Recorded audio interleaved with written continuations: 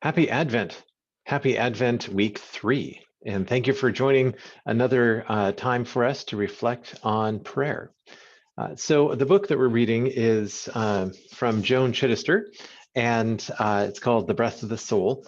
And I wanted to, I want to show you something. My mom sent me a photo last week, and so here it is. So my mom is the woman who looks like me, or I look like her. And then sitting down at the desk is Joan Chittister. So there's my mom with Joan. And so I wanted to share this with you because Joan passed a message on to mom. My mom had created a union of independent Christian booksellers to be able to compete with larger book-selling organizations. And she would invite various authors to come and speak. And Joan was one of them. And Joan wanted to thank Mom and the organization because in Joan's tradition, in the Roman tradition, they aren't that fond of her at times. And it's because she is talking about the pastoral side of God, being a pastoral spiritual therapist who writes. She sees things as they are and not necessarily through the lens of the dogma of the church.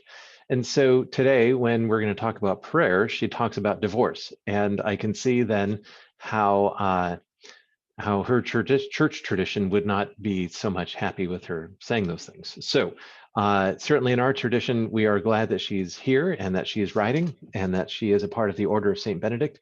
And so anyway, I wanted to show you a picture of her and so you can see our author. Speaking of what we're doing today, let me go ahead and bring that up now. So the topic for today is acceptance.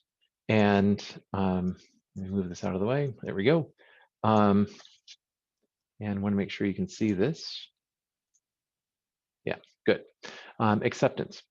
What I would like to do, however, is start today like we did last week, and that is to start with our mantra and then to do our reading. So the mantra is this: loving God, give me the grace to accept the fact that the path I'm on will eventually bring me home both to myself and to you.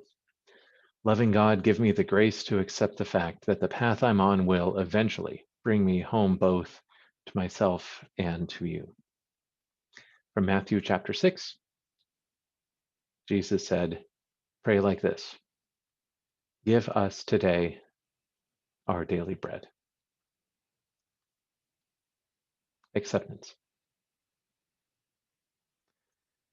That's our Lord's will, that our prayers and our trust be alike. Large.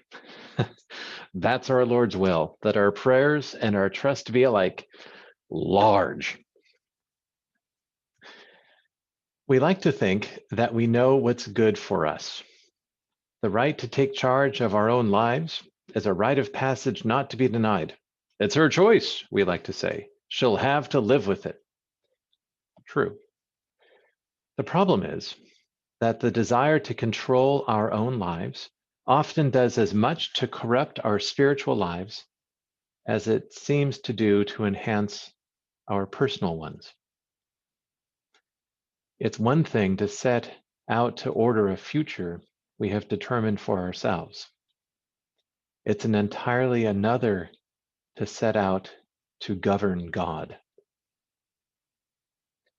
But the path to real prayer is a history of a lot of our attempts to do just that.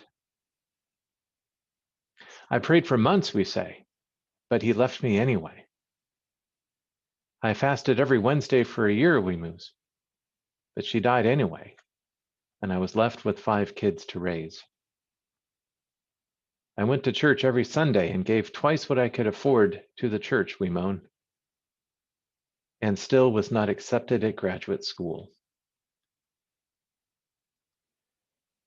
But when we look back, we see clearly that the life that followed the divorce was clearly better than the one we'd had, or that the second marriage was at least as good as the first, or that I would never have been as happy doing medicine as I have been doing counseling. Teresa of Avila puts it this way: There are more tears shed over answered prayers, she says, than over unanswered prayers. Let's look at that again. There are more tears shed over answered prayers than over unanswered prayers. Sometimes we get what we want and we find out we're miserable with it. Sometimes we get what we didn't want and finally realize that it was the far better thing for me than my own choice could have ever been. Prayer is the gift of being able to put my life into the hands of God and trust the path that opens before me, whether I think I would have wanted it or not. After all, if God is with me, what real difference does it make in the end how I get to where I'm going? It's never what I do that counts. It's who I become because of what I do, which in the end is the real measure of the beauty of my life. It's not who I become because of what I do, which in the end is the real measure of the beauty of my life. And our mantra for the week, loving God, give me the grace to accept the fact that the path I'm on will, eventually, bring me home, both to myself and to you.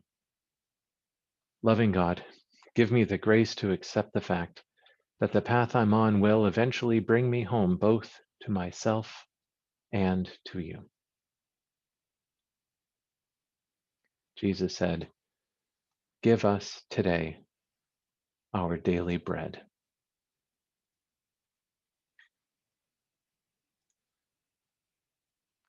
May the peace of the Lord be with you.